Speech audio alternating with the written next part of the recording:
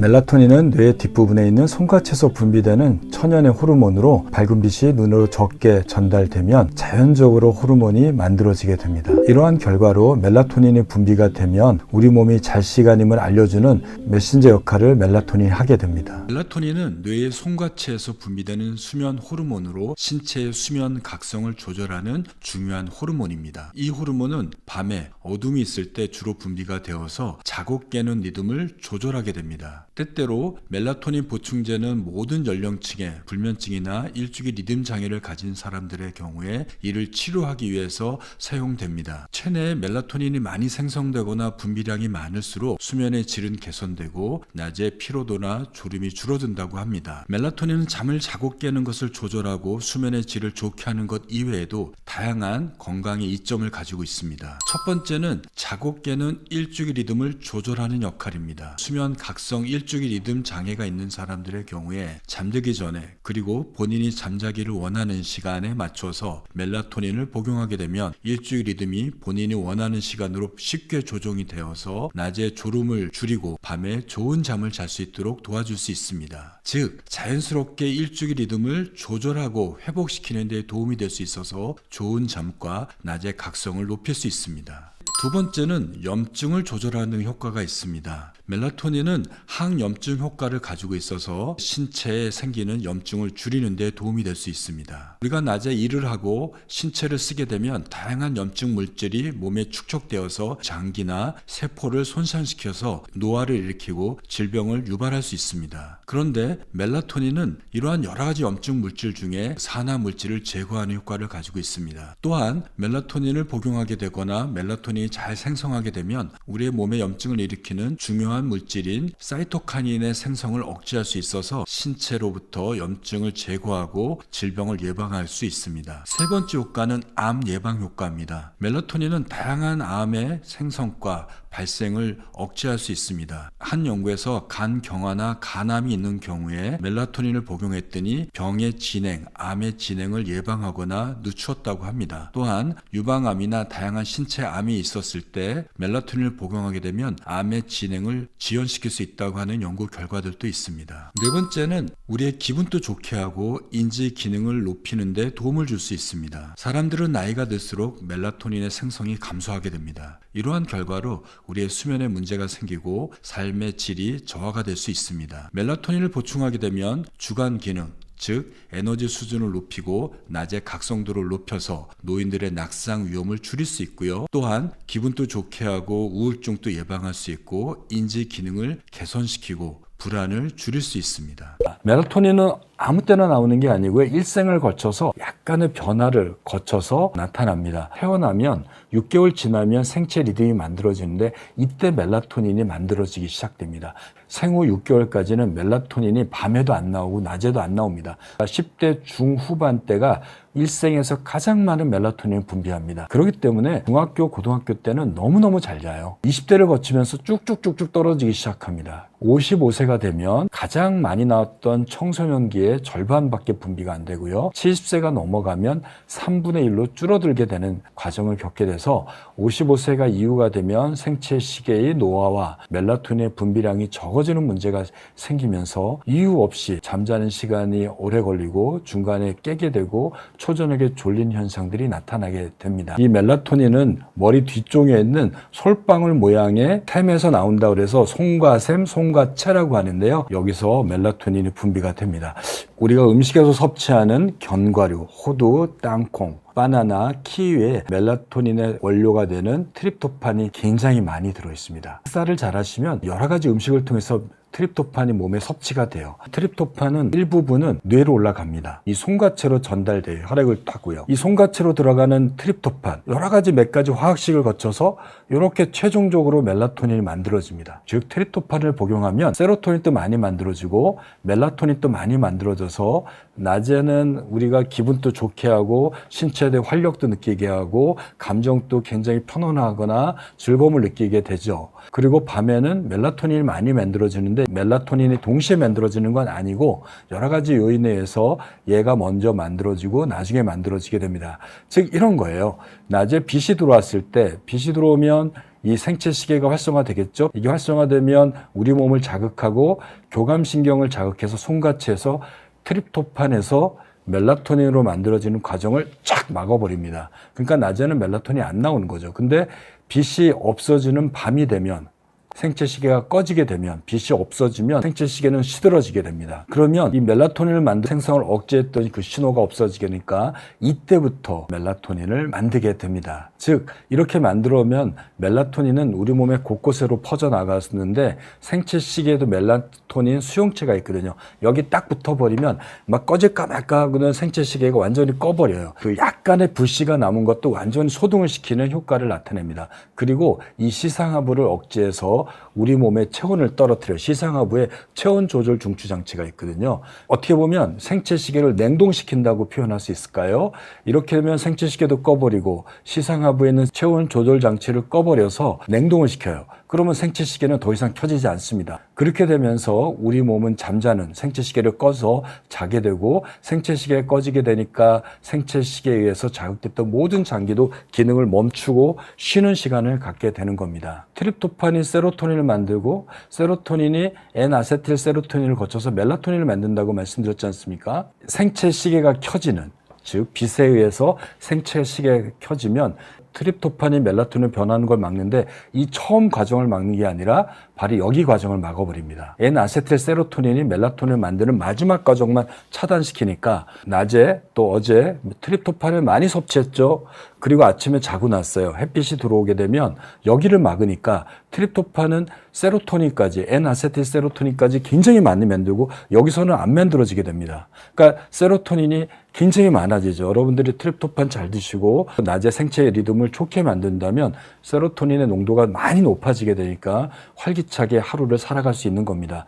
대신에 멜라토닌이 나오면 우리는 자야 되는 거니까 여기가 빛에 의해서 차단되고 생체시계에서 차단되는 멜라토닌이 안 만들어집니다. 그런데 밤이 돼서 이 빛이 없어지게 되면, 그리고 생체시계가 꺼질 시간이 되면 N아세틸 세로토닌과 이 세로토닌에 엄청 쌓였을 거 아니에요. 밑에가 탁 막았으니까 때문에 세로토닌이 가둬진 거죠. 그때 생체시계가 꺼지고 빛이 차단이 되게 되면 멜라토닌이 왕창 나오는 겁니다. 즉 우리 트립토판을 잘 드시고 생체시계가 활성화되면 낮에는 이렇게 빛에 의해서 여기까지만 만들어지게 되고, 그리고 밤이 돼서 빛이 꺼지고 생체시계가 잘 꺼지게 되면 멜라토닌이 만들어지죠. 세로토닌은 없어지고 얘는 이쪽으로 다 빠져나가니까요. 그러니까 우리는 잘 수 있는 겁니다. 세로토닌이 잘 때도 많이 나오면 뇌는 깨어날 수밖에 없어요. 이건 각성 물질이니까요. 낮에 햇빛을 보면 이 블루라이트라고 하는 푸른빛, 눈으로 전달되게 되면, 이렇게 이제 햇빛에 의해서 빛이 들어오면 블루라이트가 눈을 전달되면 망막에 있는 멜라놉신이라고 하는 빛을 감지하는 센서가 작동이 돼요. 얘가 작동돼서 생체시계를 켜는 거거든요. 반대로 밤에 노란색이나 빨간색 불빛으로 방을 이렇게 조명을 밝히게 되면, 또는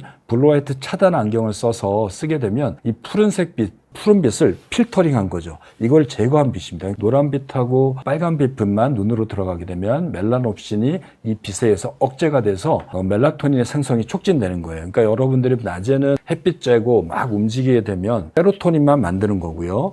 밤이 돼서 잘 시간이 되면 빛을 안 보고 핸드폰 안 보고 컴퓨터를 안 보게 되면 만들어진 세로토닌이 멜라토닌으로 전환된다고 할 수 있겠습니다. 푸른 빛에 노출되면 멜라토닌이 거의 안 나와요. 낮에는 여러분들이 생체시계를 활성화시키는 좋은 방법이 햇빛을 쬐고 움직이는 건데, 그런데 밤이 돼서 어둡게 만들고 또 스마트폰을 안 보고 LED 조명을 안 쬐게 되면 멜라토닌은 나오는 거죠. 밤이 돼도 내가 빛에 의해서 노출을 차단시키는 게 중요합니다. 미국이나 유럽에 가보면 수많은 건강기능식품 중에 멜라토닌이 굉장히 많이 진열되어 있죠. 이렇게 쉽게 구할 수 있는 멜라토닌은 한국에서는 의사의 처방하에 구입할 수 있습니다. 그 이유는 한국에 들어오는 멜라토닌은 미국이나 유럽에서 나오는 멜라토닌하고 다르기 때문에 그렇습니다. 미국에서 나오는 멜라토닌은 합성을 통해서 만들거나 천연 물질을 추출해서 멜라토닌을 만들게 됩니다. 이렇게 해서 만들어진 멜라토닌은 약으로 분류가 되지 않고 건강기능식품으로 분류가 되어서 누구나 쉽게 사서 드실 수 있습니다. 우리가 복용하면 약 50분 정도 되면 몸에 최고의 농도를 찍게 되고, 한두 시간 지나면서 거의 몸에서 빠져나가는 속방형 멜라토닌 제제입니다. 복용하고 나서 약효가 굉장히 짧게 갖는 것을 말하는 거죠. 멜라토닌은 잠자는 시간을 조정하거나 잠을 쉽게 드는 데 목적으로 사용하게 되는데, 미국에서 사용하는 멜라토닌은 잠을 드는데 빨리 들게 하거나 잠자는 시간을 조정하는 데 사용하게 됩니다. 그런데 한국에서 나오는 멜라토닌은 약 10년 전에 이스라엘의 유림이라는 회사에서 만든 서방형 제제의 멜라토닌이 한국에 들어온 겁니다. 실제로 우리 인체에서 나오는 멜라토닌은 잠자는 7, 8시간 동안 일정한 농도를 유지하는 거죠. 그래서 이 회사에서는 천연의 멜라토닌의 농도를 똑같이 만들기 위해서 7시간 정도 약효가 지속되도록 서방형 제제를 만든 겁니다. 이렇게 약이 천천히 분출하기 위해서는 굉장히 엄격한 화학적 공정과 또 제조 기술이 필요합니다. 이러한 기술이 들어가기 때문에 한국에서는 멜라토닌을 전문 의약품으로 분류하였습니다. 따라서 한국에서 구입하는 멜라토닌은 속방형인 미국이나 해외 제품과 달리 약효가 6시간에서 8시간 정도 가는 서방형이고 특수 처리를 했기 때문에 전문약으로 분류가 돼서 의사의 처방하에 약을 구입할 수 있습니다. 멜라토닌을 복용할 때 주의할 게 하나가 있습니다. 매일 같은 시간, 잠들기 한두 시간 전에 복용하시고 하루 이틀이 아니라 일주일에서 2주 이상을 복용하셔야지만이 멜라토닌의 좋은 효과를 기대할 수 있습니다. 우리가 잠들기 한두 시간 전에 서서히 분비가 되어지고 자는 시간에 맞춰서 농도가 확 올라가면서 우리는 쉽게 잠이 드는 건데요. 우리가 복용하는 멜라토닌도 한 1시간에 거쳐서 서서히 몸의 체내에 올라가게 됩니다. 따라서 멜라토닌을 자기 직전에 복용하시면 안 되고요. 잠자기 한두 시간 전에 복용함으로써 잠을 쉽게 자도록 만드셔야 됩니다. 또 하나 추가할 게 있는데요. 복용한 순간부터 핸드폰이나 또 컴퓨터 같은 블루라이트를 보지 않도록 하셔야지 멜라토닌이 쉽게 혈중 농도에 도달하지 않을까 합니다. 멜라토닌은 빛하고 상극입니다. 빛이 들어오면 우리 몸에서 멜라토닌은 만들어지지 않습니다. 멜라토닌 얼마나 복용하면 될까요? 일반적으로는 5ml 이내로 복용하는 것들을 권고합니다. 5ml 이내가 좋은데 1ml, 2ml, 3ml, 5ml, 10ml도 있어요. 우리나라에서 나오는 서방형은 2ml 단일 제형입니다. 이 회사에서 이게 이스라엘에서 만든 건데 2ml하고 4ml, 5ml까지 다 연구를 해봤더니 효과가 2ml면 충분하더라는 거죠. 그래서 단일 제제만 만들었습니다. 성인의 경우에는 1ml에서 5ml 정도 복용하고요. 학생들의 경우에는 1ml에서 3ml 정도 복용하는 것을 권고하고 있습니다. 멜라토닌의 효과를 기대하기 위해서는 1ml면 충분하다고 알려져 있어요. 연구에서는요. 1ml 정도면 잠자는 시간도 조정할 수 있고 또 1ml 정도면 잠자는 데 도움도 받을 수 있습니다. 얼마를 먹으면 나한테 적정한 것인가? 라는 질문입니다. 우리나라에서 판매되는 멜라토닌은 전문약으로 분류가 되어 있어서 단일 제제, 즉 2ml로 제한되어 있습니다. 서방용이기 때문에 한번 복용하면 7시간에서 8시간 정도 약효가 지속돼서 잠자는 동안에 멜라토닌의 농도가 일정하게 유지가 되는 약이라고 할 수 있겠습니다. 하지만 미국이나 유럽을 가보시면 멜라토닌은 일반 약국이나 슈퍼에서 흔히 건강기능식품으로 구매할 수 있습니다. 그래서 그 용량을 얼마를 드셔야 될지를 잘 모르시는 것 같아요. 얼마나 드시느냐를 결정하기 위해서는 본인의 나이, 또 체중, 또 개인의 민감성에 따라서 용량이 좀 차별화될 필요가 있습니다. 성인, 소아 또는 노인을 나누어서 각각 나이에 따라서 멜라토닌을 얼마나 드시는 게 좋을 건지 한번 알아보도록 하겠습니다. 첫 번째는 성인의 적정 멜라토닌의 용량을 알아보도록 하겠습니다. 공식적으로 적정 권장 용량이 정해진 건 없습니다. 일반적으로 1ml에서 5ml 정도가 효과가 있는 것으로 알려져 있습니다. 처음 멜라토닌을 복용하시는 성인이라면 처음에는 2ml 이내, 즉 1ml에서 2ml 정도의 멜라토닌을 복용해 보시고요. 잠의 효과를 확인해 보시고 다음날 아침에 일어났을 때 졸음이나 어지러움, 위장장애, 두통이 있는지를 확인해 보시기 바랍니다. 부작용은 없으나 멜라토닌을 복용해도 수면에 도움이 되지 않는다면 조금씩 높여서 5ml까지 올려보시기 바랍니다. 성인인 경우에는 10ml까지 복용해도 큰 문제는 없는데요. 5ml가 넘어가게 되면 여러 가지 부작용에 노출될 가능성이 많으시니까 가능하면 5ml 이내로 복용해 보시고 5ml를 복용해도 부작용이 없다면 조금씩 올려서 10ml까지 복용해 볼 수 있을 것 같습니다. 두 번째는 노인들에게는 어느 정도의 멜라토닌이 적정한지 알아보도록 하겠습니다. 55세에서 77세까지 노인에서 자기 체중당 0.1ml에서 50ml까지의 멜라토닌을 복용하게 되면 멜라토닌 효과가 높아지는 것을 확인할 수 있었습니다. 60kg라고 한다면 6ml까지는 복용할 수 있는 겁니다. 따라서 성인보다는 조금 더 높여서 복용할 수 있는데요. 이때 주의할 점은 멜라토닌은 간으로 대사가 되게 되고 또 다른 약과 상호작용을 가지게 됩니다. 노인들의 경우에 간의 대사 능력이 떨어지게 되고 같이 복용하는 여러 가지 약물들이 많기 때문에 멜라토닌의 용량을 높여서 복용하게 되면 간에서 처리 속도가 늦어져서 멜라토닌의 농도가 높아지거나 다른 약물과 상호작용 때문에 다른 약물의 농도를 낮추는 효과를 나타날 수 있기 때문에 가급적이면 성인과 같이 노인에서도 낮은 용량부터 서서히 올려보시는 게 좋을 좋을 것 같고요.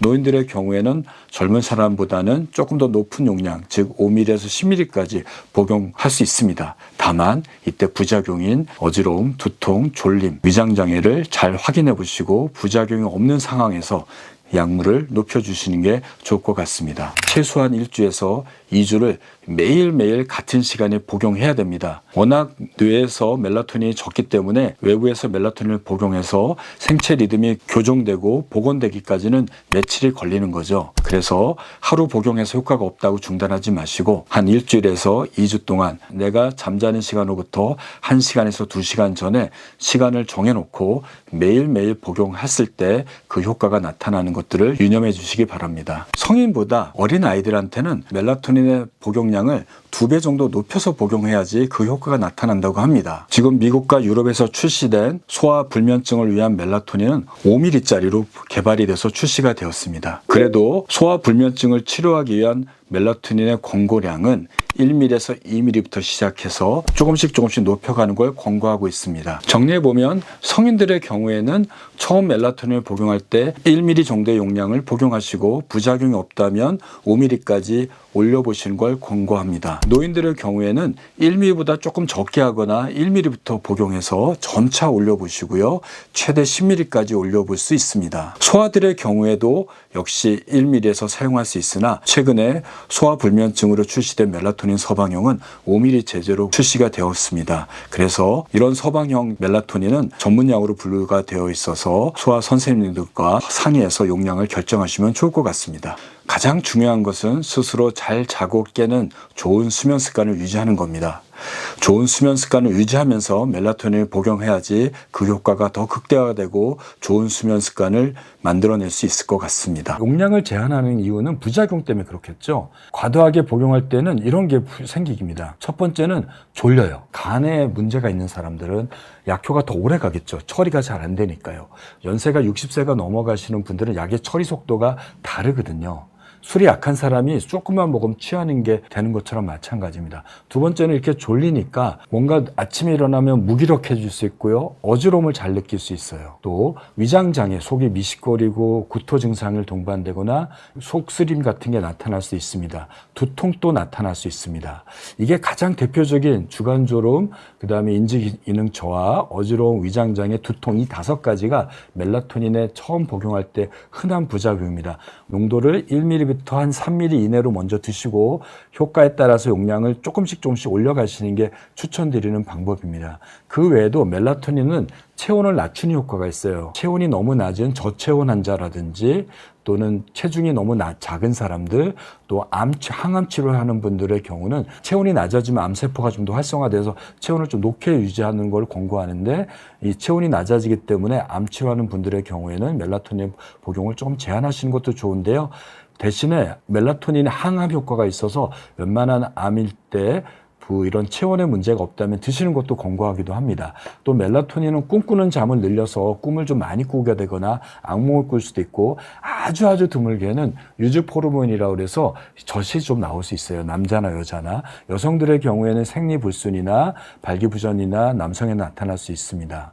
처음에 많은 부작용을 경험하게 됩니다. 가장 흔한 첫 번째 부작용은 주간 졸음입니다. 멜라토닌을 섭취하면 간에서 대사되기 때문에 간 기능에 문제가 있거나 간의 대사 능력이 문제가 있는 사람들의 경우에는 멜라토닌을 복용하고 나서 7시간, 8시간 후에도 약효가 남아있기 때문에 오전 내내 졸리거나 무기력함을 경험할 수 있게 됩니다. 멜라토닌을 복용하고 나서 오전에 졸리거나 피곤한 걸 경험한다면 멜라토닌 복용을 조금 일찍 복용하시는 것도 방법입니다. 일반적으로 멜라토닌은 잠들기 1시간에서 2시간 전에 복용하는 걸 권고합니다. 그러한 이유는 몸에서 나오는 멜라토닌은 잠들기 1-2시간 전에 서서히 분비되다가 잠드는 시간에 맞춰서 굉장히 많은 양이 한꺼번에 분출하게 되는데요. 이러한 효과를 나타내기 위해서 멜라토닌은 잠들기 1-2시간 전에 복용하는 걸 권고합니다. 하지만 오전 내내 졸리거나 피곤하다면 약물의 농도를 줄여서 복용하거나 멜라토닌을 복용하는 시간을 1-2시간이 아니라 서너 시간 전에 조금 더 빨리 복용하시는 것도 방법이라고 할 수 있겠습니다. 두 번째 부작용은 멜라토닌을 지속적으로 복용하다 보면 잠을 자고 깨는 일찍의 리듬이 변동하게 됩니다. 멜라토닌을 너무 일찍 복용하시게 되면 점차 잠자는 시간이 앞으로 당겨질 수 있고요. 잠자는 시간에 맞춰서 복용하게 된다면 며칠 지나면 자는 시간이 되어도 잠이 오지 않고 잠자는 시간이 뒤로 밀려지고 늦게 깰 수 있으니 주의가 필요합니다. 세 번째 흔한 부작용은 두통입니다. 멜라토닌을 복용하게 되면 흔하게 두통을 경험하게 되는데요. 하지만 이런 두통은 매우 심각한 두통보다는 머리가 무겁고 맑지 않고 약간 어지럽고 띵하고 멍한 느낌의 두통입니다. 이러한 두통은 고용량의 멜라토닌을 복용하거나 또는 멜라토닌에 매우 민감한 사람들한테 나타날 수 있습니다. 따라서 멜라토닌을 복용하고 나서 두통이 생긴다면 용량을 좀 감량해 보시면 좋을 것 같습니다. 네 번째 멜라토닌의 흔한 부작용은 현기증이나 어지러움입니다. 왜 멜라토닌이 어지러움과 현기증을 일으키는지는 정확히 알려져 있지 않지만 한 가지 가능성은 혈압의 변화와 관련이 있을 수 있다고 합니다. 일부 연구에 따르면 멜라토닌은 밤에 혈압을 낮추고 체온을 낮춘다고 합니다. 멜라토닌 복용을 통해서 혈압이 너무 낮아짐으로써 현기증이나 어지러움을 경험할 수 있게 되고 아침에 일어났을 때 이러한 어지러움 때문에 일어나는데 어려움을 겪을 수 있습니다. 역시 이런 경우에도 복용하는 멜라토닌의 용량을 줄이거나 혈압약을 감량하시는 것도 도움이 될 것 같습니다. 다섯 번째 부작용은 위장장애입니다. 멜라토닌을 복용하다 보면 메스꺼움이나 위경련과 같은 위장장애가 흔히 나타나게 됩니다. 처음 며칠 동안 이러한 위장장애가 나타나다가 없어지기도 하는데요. 기존에 위염이나 위궤양, 역류성 식도염이 있는 분들은 멜라토닌을 복용하게 되면 메스꺼움이나 위경련이 더 흔히 나타나게 되니까요. 이런 경우에는 멜라토닌의 복용을 제한하거나 용량을 감량하거나 또는 위장약과 함께 복용하시는 게 좋을 것 같습니다. 지금까지 말씀드렸던 멜라토닌의 흔한 부작용 5가지를 말씀드렸는데요. 이 외에도 멜라토닌을 복용하게 되면 체온이 낮아지게 될 수 있습니다. 따라서 체온이 낮아지는 갑상선 기능 저하증이나 체온이 낮아지게 되면 문제가 생기는 암 환자들의 경우에는 멜라토닌 용량을 감량하거나 복용하는 데 주의가 필요합니다. 또한 멜라토닌을 지속적으로 복용하게 되면 꿈이 많이 늘어날 수 있습니다. 멜라토닌은 렘 수면의 양을 늘릴 수 있기 때문에 꿈꾸는 잠이 늘어날 수 있는데요. 악몽으로 시달리는 분들한테는 멜라토닌의 용량을 감량하거나 역시 중단하셔야 됩니다. 멜라토닌을 잘못 복용하신다면 지금까지 말씀드렸던 다양한 부작용이 나타날 수 있습니다. 하지만 걱정하지 마십시오.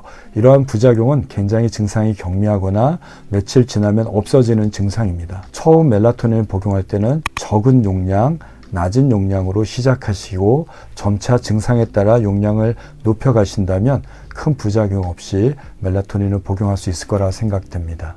하지만 멜라토닌을 일주일 이상 복용하는데도 여전히 두통이나 어지러움, 졸림, 위장장애, 현기증이 지속된다면 멜라토닌이 본인한테 맞지 않거나 용량이 과할 가능성이 높으니까요.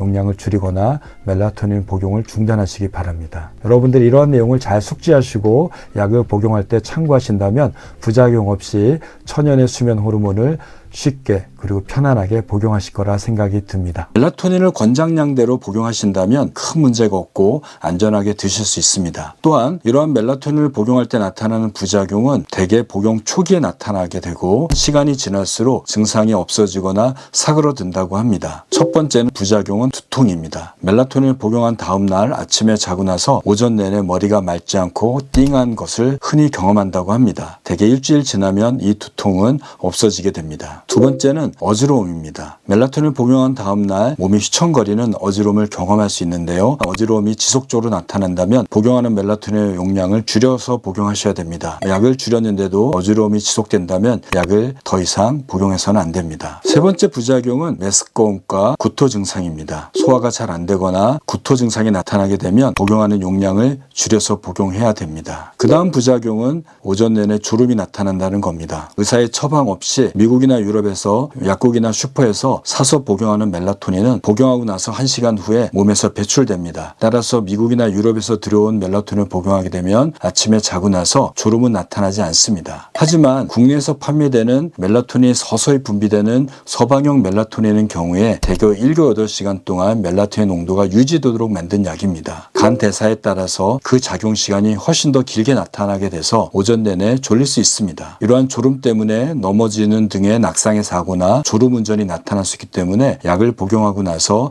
졸음이 나타난다면 용량을 줄여서 복용하거나 그래도 졸음이 해결되지 않으시면 병원을 방문해서 상담을 통해서 계속해서 약을 복용할지를 결정하셔야 됩니다. 이러한 멜라토닌의 부작용은 흔한 부작용이 아니고 드물게 나타나게 되고요. 시간이 지나면 없어지기도 합니다. 이러한 부작용은 신체 기능이 저하되어 있는 노인들의 경우에 멜라토닌을 대사하는 간 기능이 저하되어 있거나 대사가 잘 되지 않아서 예상보다 더 오랫동안 멜라토닌이 체내에 남아서 오전까지 졸리고 어지러움의 부작용이 발생할 수 있으며, 또한 다양한 질병을 치료하기 위해서 복용하는 약물과 상호작용이 있어서 같이 복용하게 되면 약물의 농도를 높이거나 낮출 수 있고 그 결과로 인해서 그 약물의 부작용을 일으킬 수 있으며, 더 나아가서는 멜라토닌의 처리 속도에 영향을 주어서 멜라토닌이 빨리 대사가 되거나 더디 대사가 되어서 부작용을 더 잘 유발할 수 있습니다. 그래서 오늘의 영상은 멜라토닌을 흔히 복용하는 노인들이 멜라토닌을 복용했을 때 다른 연령층에 비해서 더 흔히 발생하는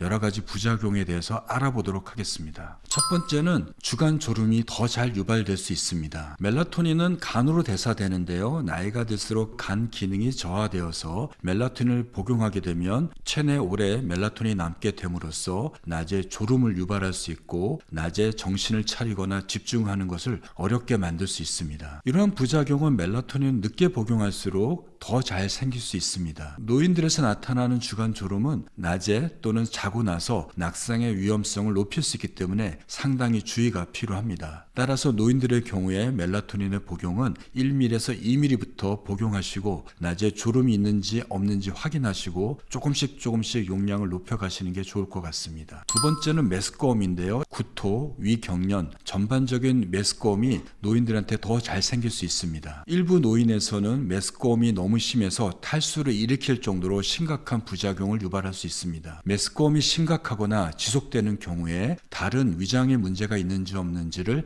알아보시고 멜라토닌의 복용을 유지할지를 결정하셔야 됩니다. 세 번째로 노인들에서 나타나는 멜라토닌의 흔한 부작용은 두통입니다. 두통은 멜라토닌을 처음 복용하는 사람들한테 가장 흔히 나타나는 부작용으로 알려져 있습니다. 계속 복용하게 되면 두통은 점차 사그러진다고 알려져 있는데요. 지속적으로 복용함에도 불구하고 두통이 없어지지 않고 나타난다면 멜라토닌 농도가 높은지를 알아보셔야 되고 두통을 일으키는 다른 원인인지를 확인해 보셔야 됩니다. 지금부터 말씀드리는 세 가지 부작용은 앞서 말씀드린 부작용보다는 적게 발생하지만 그래도 노인들한테 더 잘 생기는 부작용입니다. 멜라토닌을 처음 복용하는 사람들의 경우에 일부에서 우울증이 유발되거나 우울함을 경험할 수 있게 됩니다. 따라서 이러한 경우에는 복용량을 줄여서 복용해야 되고요. 계속 복용함에도 불구하고 우울증 증상이 지속된다면 멜라토닌 복용을 중단하시고 우울증의 원인에 대해서 병원을 방문해서 확인해 보시는 게 좋을 것 같습니다. 두 번째로 노인들한테 드물게 발생하는 부작용으로는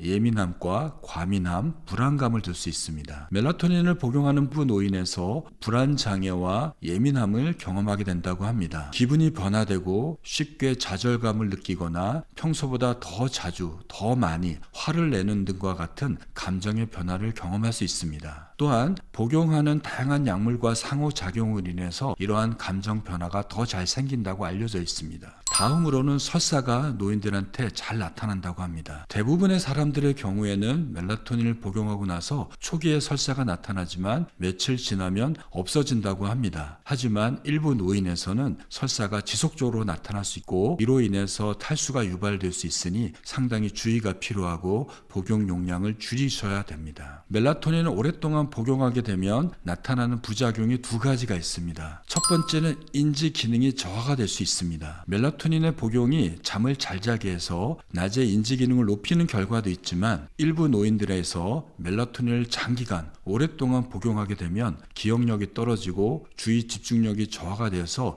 인지 기능을 나쁘게 할 수 있는 연구 결과가 있습니다. 따라서 인지 기능이나 집중력이 떨어지는 경우에는 멜라토닌을 복용해서는 안 될 것입니다. 다음으로는 약물의 상호작용을 들 수 있습니다. 노인들의 경우에 평균적으로 4개에서 5개의 다양한 약제를 복용한다고 알려져 알려져 있습니다. 이러한 약물 중에 혈압을 조절하는 약물이나 뇌졸중이나 심근경색을 예방하기 위해서 혈전용해제, 항응고제, 그리고 감정을 조절하기 위해서 잠을 잘 자기 위해서 진정제나 수면제를 복용한다고 합니다. 이러한 혈전용해제나 항응고제, 또 진정제, 더 나가서 호르몬 약물들은 멜라토닌과 상호작용이 잘 생길 수 있습니다. 특히 항응고제나 혈액용해제의 경우에 멜라토닌을 복용하게 되면 약물의 대사가 느려져서 출혈의 위험성을 높일 수 있습니다. 수면제나 진정제의 경우에도 멜라토닌 효과와 겹들어져서 낮에 졸음이나 어지러움이 유발되어서 특히 노인들의 경우에 낙상의 위험성을 높일 수 있습니다. 멜라토닌을 복용하게 되면 갑상선 기능 항진증, 류마티스 관절염과 같은 자가 면역 질환이 있는 경우에 악화가 될 수 있으니 주의가 필요합니다. 잠을 잘 자기 위해서, 그리고 면역을 높이기 위해서, 염증을 제거하기 위해서 다양한 목적으로 멜라토닌을 복용하게 됩니다. 특히 노인들의 경우에 멜라토닌의 섭취량은 더욱더 많아질 수밖에 없습니다. 나이가 드신 노년층에 있어서 멜라토닌을 복용할 때 다음과 같은 몇 가지 주의사항을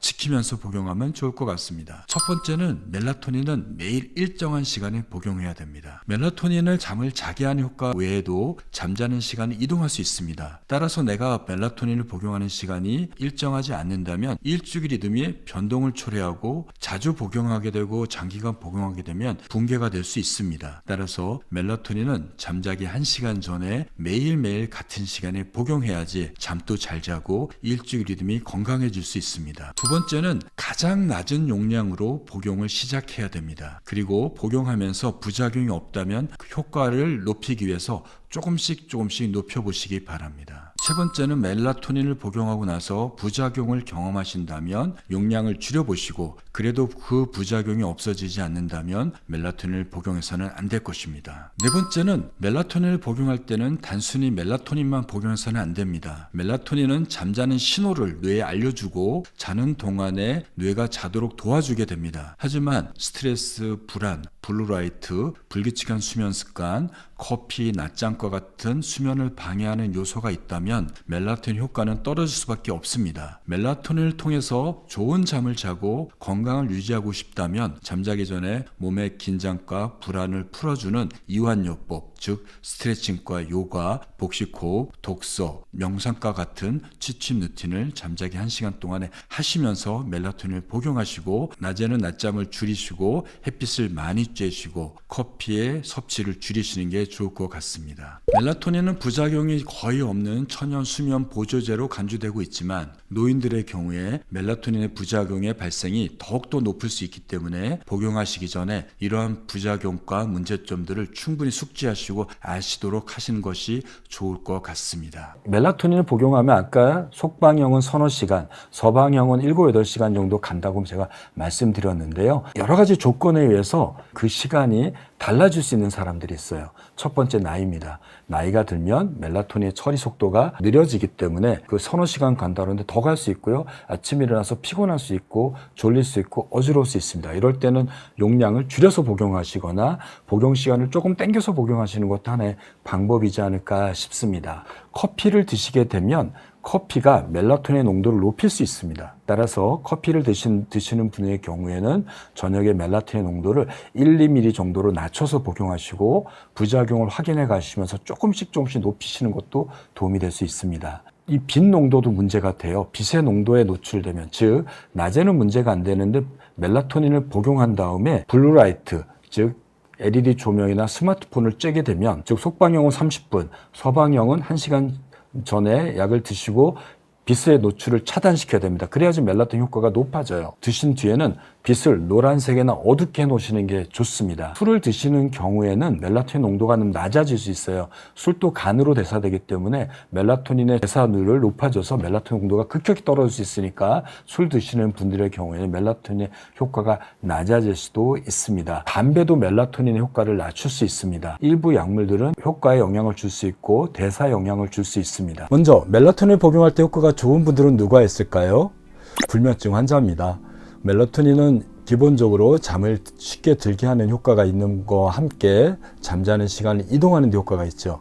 그렇기 때문에 멜라토닌을 복용하는 첫 번째 목적은 잠을 쉽게 들까라는 목적으로 복용하는 것 같습니다. 멜라토닌은 우리가 태어나서부터 한 살이 되면 분비가 시작이 되고 평생 죽을 때까지 밤이 되면 자는 시간에 맞춰서 분비가 되는 천연의 수면의 호르몬으로 알려져 있습니다. 보통 10대 후반에서 인생에서 가장 많은 양의 멜라토닌 분비가 되지만 그 이후로부터 점차 감소되다가요. 55세에서 60세가 되면 절반으로 줄습니다. 70세가 되면 가장 많을 때에 비해서 3분의 1로 분비량이 감소하게 됩니다. 이러한 이유로 밤이 돼도 잠드는 게 쉽지 않고 중간에 자주 깹니다. 멜라토닌은 중년 이후, 즉 55세 이후에 효과가 좋을 수밖에 없습니다. 부족한 걸 메꿔주니까 당연히 효과가 좋겠죠. 두 번째는 시차 적응하는 데 도움이 될 수 있습니다. 멜라토닌을 가지고 있는 수면 유도 효과 외에도 일주기 리듬을 바꿔주는데 그 효과가 있습니다. 멜라토닌이 분비되는 시간들이 대개 생체 리듬하고 맞물려 있어서 일정한 시간에 분비가 됩니다. 그렇기 때문에 우리가 같은 시간에 잠을 자는 겁니다. 예를 한번 들어볼까요? 나는 12시에 자는 사람인데 10시에 자고 싶어요. 그럼 멜라토닌을 몇 시에 먹어야 될까요? 원래 멜라토닌은 잠자기 1시간 전에 먹어야 되니까요. 9시에는 먹어야 되겠죠. 근데 이렇게 갑자기 2시간을 이동하는 건 쉽지 않기 때문에 보통은 첫날은 11시에 먹고요. 그 다음날은 30분 당겨서 10시 반에 먹고 그 다음에는 10시, 그 다음에 9시 반, 9시에 맞춰서 복용해서 30분씩 잠을 당겨오는 겁니다. 이러면 아주 자연스럽게 잠자는 시간이 앞으로 당겨집니다. 이렇게 4일 후에는 한 일주일 정도를 고정적으로 복용해야 됩니다. 그래서 잠자는 습관이 고정되도록 만드는 거죠. 거꾸로요. 나는 12시에 자는 사람인데 새벽 2시에 자고 싶어요. 그렇게 되면 멜라토닌을 첫날은 11시에 먹다가 다음날은 11시 반, 그 다음날은 12시, 그 다음날은 12시 반, 그 다음날은 1시까지 복용하게 되면 새벽 2시에 자는 사람이 되는 겁니다. 만약에 교대 근무가 있는 분들은 어떻게 해야 될까요? 갑자기 깨어있는 시간에 잠을 자야 되니까 쉽지가 않을 겁니다. 그럴 때는 하루나 이틀, 더 좋게는 3, 4일 전부터 내가 자는 시간에 맞춰서 멜라토닌을 복용하면 됩니다. 내가 아침 10시에 잘 거면 9시부터 복용하시면 되죠. 만약에 미리 준비할 수 없다면 교대 근무하는 당일부터 아침 9시에 멜라토닌을 복용하고 불을 끄고 잠에 들어 보십시오. 그러면 조금 더 빨리 내 생체 시계가 내 근무 시간에 맞춰서 적응하는 걸 확인할 수 있을 겁니다. 다음부터 말씀드린 질환들은 멜라토닌을 복용하면 조금 더 효과적인 내용들입니다. 첫 번째는 고혈압 환자입니다. 멜라토닌을 복용하면 혈압이 조금 낮아진 효과를 기대할 수가 있습니다. 따라서 고혈압 약을 복용하면서 멜라토닌을 복용하시는 분들은 혈압이 좀 낮아지는지 처음 며칠은 좀 관찰하셔야 됩니다. 혈압이 너무 낮아지게 되면 혈압 약제를 좀 줄이는 것도 하나의 방법일 것 같습니다. 또 고혈압 약제 중에 베타블로커, 맥박을 느리게 하는 혈압약들이 있습니다. 멜라토닌을 좀 억제하는 효과가 있습니다. 내 몸에서 나오는 멜라토닌을 억제하는 거죠. 그러니까 멜라토닌을 추가시켜주면 이 베타블로커가 잠을 방해하는 것을 좀 상쇄시킬 수가 있습니다. 베타블로커 계열의 고혈압 약제를 복용하는데 잠을 잘 못 자는 경우가 생긴다면 멜라토닌을 추가적으로 복용하는 것도 한번 고려해 보시기 바랍니다. 항암 치료를 받는 분들도 있습니다. 항암 치료를 받을 때 멜라토닌을 복용하면 특히 유방암이라든지 여성들의 자궁암의 경우에는 암의 크기를 좀 줄여주거나 암의 진행을 늦추는 효과가 있다고 해서 도움이 될 수 있습니다. 하지만 암 치료에서 절대적으로 멜라토닌 효과를 보인다기보다는 보조적인 요법으로 활용하시기 바랍니다. 또 편두통 때문에 고생하는 분들이 꽤 많습니다. 여성의 한 30-40%가 평생 동안 편두통으로 고생한다고 하는데요. 만성 편두통으로 고생하는 분들한테 멜라토닌을 매일 복용했더니 편두통의 발생률이 현저히 떨어지는 걸 관찰되었습니다. 기존의 약으로 잘 조절되지 않는 만성 편두통 환자들을 또 멜라토닌 복용도 한번 고려해 보시면 좋을 것 같습니다. 다음부터는 멜라토닌을 복용해도 효과가 없는 사람들의 내용을 좀 알아보겠습니다. 노인들의 경우에는 멜라토닌이 부족해서 멜라토닌을 추가하면 수면에 도움이 된다고 말씀드렸는데요. 나이가 많으신 분들이나 일부 노인들한테는 멜라토닌을 복용해도 전혀 효과가 없을 수 있습니다. 그러한 이유는 멜라토닌을 복용하게 되면 뇌나 우리 신체에 있는 멜라토닌 수용체에 붙어서 작용하게 됩니다. 근데 노화가 진행이 돼서 멜라토닌 수용체가 없어진 분들이 있어요. 또 뇌 손상이 너무 많아서 치매가 진행돼서 뇌의 퇴행이 진행되는 분들은 수용체도 망가져 있거든요. 그러니까 멜라토닌 아무리 복용해도 붙을 데가 없으니까 작용이 안 되는 분들이 있습니다. 따라서 나이 드신 분들 중에 멜라토닌을 계속 복용함에도 효과가 없다면 혹시 나한테 멜라토닌 수용체가 부족하지 않나를 한번 생각해 보셔야 됩니다. 과도한 스트레스나 불안이 있는 경우에 잠을 잘 못 잡니다. 이런 경우는 교감신경을 항진시켜서 몸의 스트레스, 즉 몸의 긴장도를 굉장히 높아지게 됩니다. 이렇게 긴장이 높아지게 되면 정상적으로 생체시계는 꺼지지 않게 되고요. 생체시계가 꺼지지 않으니까 멜라토닌도 생성이 억제가 됩니다. 따라서 과도한 스트레스와 불안이 있는 경우에 멜라토닌을 복용하게 되면 그 효과가 떨어질 수밖에 없고요. 혹시 과도한 스트레스나 불안 때문에 잠을 못 자서 멜라토닌 복용을 원하시는 분들은 잠자기 한두 시간 전부터 긴장을 풀 수 있는 이완요법이나 스트레칭, 명상들을 먼저 선행해서 몸의 긴장도를 낮춘 다음에 멜라토닌 효과를 기대하시는 게 좀 더 효과적이지 않을까 싶습니다. 세 번째는 과도한 빛에 노출되면 멜라토닌을 아무리 복용해도 효과가 없을 수 있습니다. 우리가 블루라이트를 쬐게 되면 눈으로 들어간 블루라이트는 생체시계를 계속 자극하게 되거든요. 생체시계가 자극되면 뇌는 계속 켜지게 됩니다. 그러면 아무리 복용한 멜라토닌의 양이 많다 하더라도 더 이상 작동하지 않게 됩니다. 따라서 멜라토닌을 복용할 때는 잠자기 한두 시간부터 블루라이트를 차단하시도록 노력하셔야 됩니다. 멜라토닌을 복용한 이후 시간부터는 빛을 좀 어둡게 하고 블루라이트에 노출되지 않도록 해야지 멜라토닌 효과가 극대화될 수 있습니다. 그 다음은 담배입니다. 담배는 멜라토닌의 생성도 억제하고요, 작용도 억제하게 됩니다.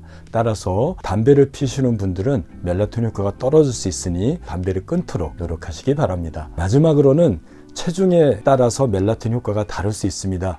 우리의 부피가 크고 체중이 많이 나가면 멜라토닌 효과가 떨어질 수 있습니다. 반대로 체중이 작으신 분들은 같은 용량을 복용하셔도 멜라토닌 효과가 높을 수 있습니다.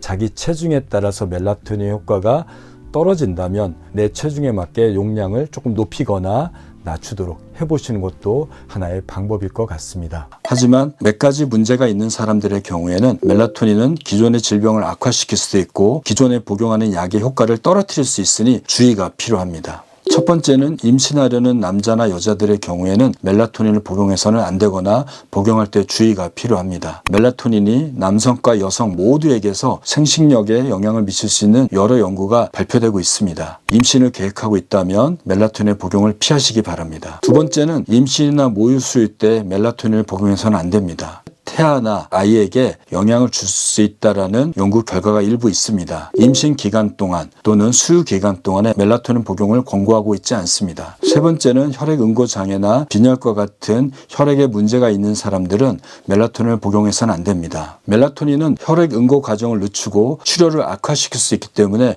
멜라토닌을 복용해서는 안 됩니다. 또한 피를 묽게 하는 항응고제를 복용하는 경우에도 멜라토닌은 항응고제의 효과를 떨어뜨릴 수 있고 출혈을 악화시킬 수 있기 때문에 멜라토닌을 복용해서는 안 되거나 주의가 필요합니다. 네 번째 경우는 뇌전증이 있는 경우입니다. 멜라토닌이 발작을 일으킬 수 있다는 연구 결과가 있기 때문에 경련 발작이 조절되지 않는 뇌전증 환자들의 경우에는 멜라토닌을 복용해서는 안 됩니다. 자가 면역 질환이 있는 사람들도 멜라토닌의 복용을 추천하지 않습니다. 멜라토닌은 면역력을 조절하는 면역세포를 활성화시킴으로써 면역력이 증가하게 되는데요. 자가 면역 질환이 있는 경우에는 이러한 활성화된 면역세포가 본인 자신의 몸을 공격할 수 있기 때문에 주의가 필요합니다. 다음과 같은 약물을 복용하는 사람들은 멜라토닌을 복용하게 되면 멜라토닌이 복용하는 약물의 작용을 억제하거나 방해할 수 있습니다. 첫 번째는 아스피린과 같은 항혈소판 제제입니다. 두 번째는 여러 가지 뇌전증 치료제들도 여기에 해당됩니다. 세 번째는 피임약입니다. 네 번째는 당뇨병 치료제에도 멜라토닌이 영향을 줄 수 있습니다. 다섯 번째는 혈압약에도 일부 멜라토닌이 영향을 줄 수 있습니다. 특히 약을 복용해도 혈당이 조절되지 않거나 혈압이 조절되지 않는 사람들의 경우에는 혈압이 조절되고 당뇨가 조절될 때까지 멜라토닌을 복용해서는 안 되거나 주의가 필요합니다. 멜라토닌의 분비가 적어지는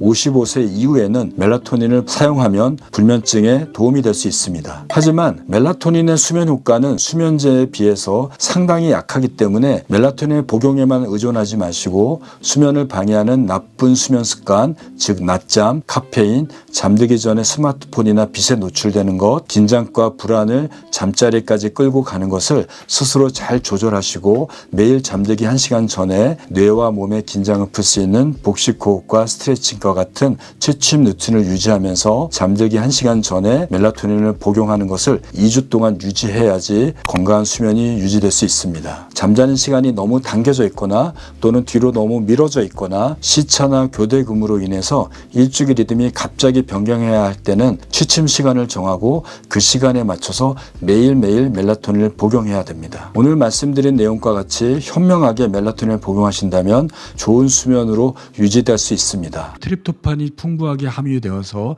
잘 먹기만 하면 세로토닌과 멜라토닌의 수치를 높이고 기분을 개선하는 데 도움이 되는 7가지 음식에 대해서 알아보도록 하겠습니다. 첫 번째는 계란을 들 수 있습니다. 2015년도에 발표된 한 연구에 따르면 계란의 단백질은 혈장 트립토판의 수치를 상당히 높일 수 있습니다. 큰 달걀 하나에 하루에 섭취해야 될 트립토판의 약 30%가 들어있다고 합니다. 따라서 하루에 계란 3개를 먹게 되면 일일 트립토판 섭취량을 모두 채우게 됩니다. 계란 중에 특히 노른자에 트립토판이 풍부하게 들어있으니 계란을 드실 때는 노른자를 빼지 말고 꼭 드시기 바랍니다. 계란에는 트립토판 이외에도 각성을 일으키는 티로신, 뇌를 자극하는 콜린, 피부와 머리카락에 영향을 주는 비타민 B7인 비오틴, 오메가3 지방산이 풍부하게 들어있는 천연의 영양식이라고 할 수 있으니 자주 그리고 많이 드시기 바랍니다. 두 번째는 유제품을 들 수 있습니다. 치즈 그리고 우유 등의 유제품에는 트립토판이 많이 들어있다고 합니다. 우유 한 잔에는 트립토판 1일 섭취량의 약 80%가 들어있으니 한 잔을 드시면 트립토판을 충분히 섭취하게 됩니다. 유제품 중에서도 치즈는 트립토판의 또 다른 좋은 공급원으로 작용할 수 있습니다. 하지만 체다 치즈, 파마산 치즈, 그리에르 치즈 등과 같이 맛이 강하거나 숙성된 치즈에는 심박동수를 증가시키고 뇌의 각성을 초래하는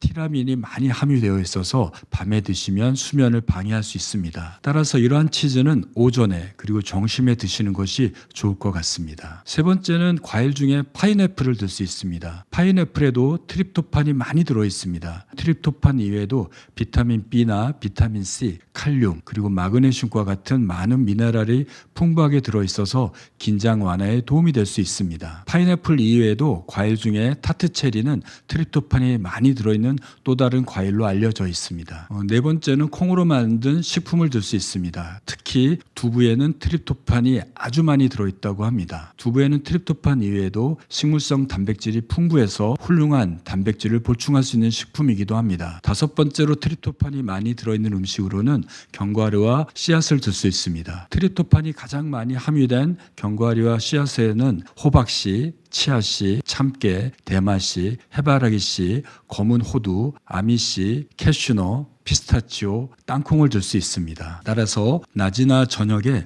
이러한 견과류를 한 주먹 정도 드신다면 충분한 트립토판을 섭취하게 됩니다. 견과류와 씨앗은 섬유질과 비타민, 항산화제와 같은 좋은 영양소가 풍부하게 들어있다고 합니다. 2018년도에 발표된 연구에 따르면 견과류를 규칙적으로 매일 자주 섭취하게 되면 지질과 아포지방 단백질이 개선되어서 심장병 위험을 낮출 수 있다고 합니다. 협심증이나 심근경색증이 있는 분들은 이러한 견과류를 자주 드시기 바랍니다. 여섯 번째는 여러 생선 중에 연어를 들 수 있습니다. 우리가 한 끼 식사로 먹는 연어 안에는 하루 섭취량의 2배 이상의 트립토판이 포함되어 있다고 합니다. 연어에는 트립토판 이외에도 콜레스테롤의 균형을 맞추고 혈압을 낮추는 오메가3 지방산도 많이 들어있는 훌륭한 건강식품으로 알려져 있으니 평소에 자주 드시기 바랍니다. 연어 이외에도 트립토판이 풍부한 다른 생선에는 참치, 황다랑어, 소라, 그리고 도미, 황새치, 대구, 고등어 등을 들 수 있습니다. 평소에도 이러한 생선을 많이 드시기 바랍니다. 일곱 번째는 우리는 자주 먹지 않는 칠면조가 트립토판의 보고로 알려져 있습니다. 미국에서는 추수감사절에 칠면조를 자주 드시게 되는데요. 칠면조를 먹을 때는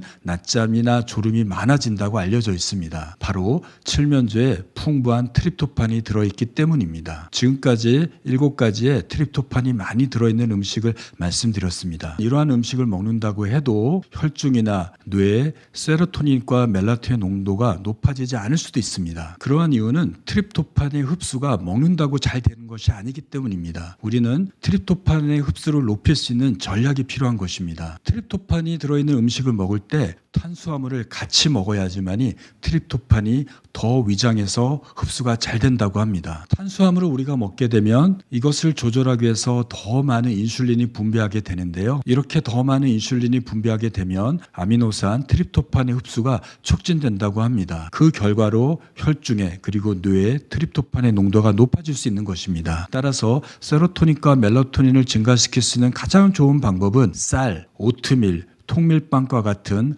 건강한 탄수화물과 함께 자주 섭취하는 것이 트립토판의 흡수를 높이는 방법일 것입니다. 이러한 음식을 드시는 것 이외에도 규칙적인 운동이나 햇빛을 자주 쬐고 밝은 곳에 노출하는 것이 세로토닌과 멜라토닌을 높이는 좋은 방법입니다. 여러분들이 불면증과 그리고 우울한 감정, 불안이 있다면 오늘 말씀드렸던 트립토판이 풍부한 음식을 자주 섭취하시기 바랍니다. 더불어서 규칙적인 운동과 낮에 30분에서 1시간 이상의 햇빛, 자연광을 쬐시고 그리고 실내에서도 밝은 곳에서 활기차게 움직이시기 바랍니다. 더 나아가서 세로토닌과 멜라토닌의 수치를 높일 수 있는 트립토판이 많이 들어있는 음식을 자주 드신다면 전반적인 기분이 좋아지고 우울증이 개선되고 밤에도 보다 쉽게 잠잘 수 있게 될 것입니다. 하지만 심각한 불면증이나 심각한 우울증이나 불안 장애가 있는 분들은 이러한 단순한 음식이나 운동만 갖고는 이것이 해결되지 않습니다. 이러한 경우에는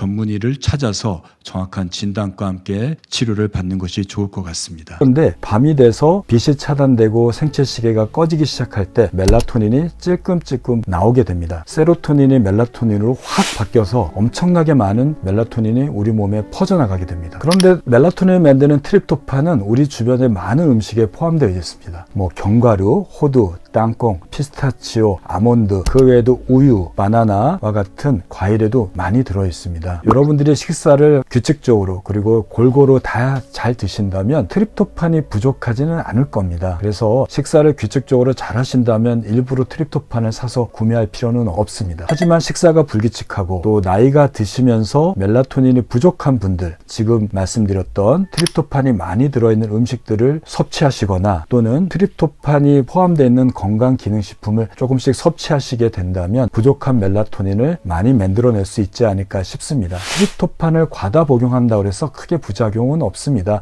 우리가 음식을 많이 먹는다고 해서 위장장애나 비만의 문제가 생기지 그 자체로서 우리의 독성을 일으키지는 않는 것처럼 여러분들이 조금 더 드신다고 해서 나쁠 건 없을 것 같습니다.